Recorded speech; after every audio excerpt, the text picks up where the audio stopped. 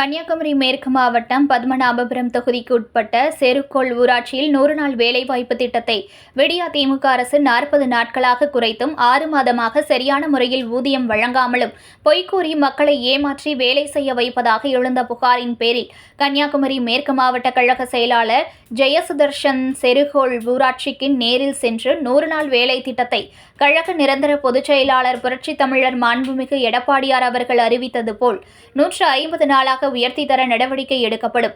மேலும் மத்திய அரசு கூறிய 125 நாள் வேலை திட்டத்தை வழங்காமல் இழுத்தடிக்கும் விடியா திமுக அரசை கண்டித்து கழக பொதுச் செயலாளர் புரட்சித் தமிழர் எடப்பாடி தமிழகம் முழுவதும் உள்ள ஊராட்சி ஒன்றிய அலுவலகங்கள் முன்பு வருகின்ற 13ஆம் தேதி கண்டன ஆர்ப்பாட்டம் அறிவித்துள்ளார். வருகின்ற 13ஆம் தேதி அன்று திருவட்டார், தக்கலை, மேல்புறம், முஞ்சிரை, கிள்ளியூர் ஊராட்சி ஒன்றிய அலுவலகங்கள் முன்பு நடைபெறும் கண்டன ஆர்ப்பாட்டத்திற்கு தொழிலாளர்கள் அனைவரும் பெருந்திரளாக கலந்து கொள்ளுமாறும் அழைப்பு விடுத்தார்.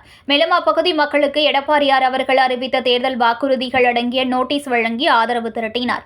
மாண்புமிகு புரட்சித் தமிழர் எடப்பாடியார் அவர்கள் தலைமையில் ஆட்சி அமைந்தவுடன் எடப்பாடியார் அவர்கள் அளித்த தேர்தல் வாக்குறுதிகளை நிவர்த்தி செய்து தங்கள் பகுதிகளுக்கும் தங்களுக்கும் கிடைக்க உறுதியளித்தார். இதில் ஒன்றிய கழக செயலாளர்கள் நிமால், ஜெயதாஸ், எம்ஜிஆர் மன்ற மாவட்ட செயலாளர் சக்ரீர் உசேன், மாவட்ட அம்மா பேரவை செயலாளர் யூஜின், திருவட்டார் கிழக்கு ஒன்றிய மகளிர் அணி செயலாளர் பீனா குமாரி உள்ளிட்ட ஏராளமான கழக நிர்வாகிகள் உடனிருந்தனர்.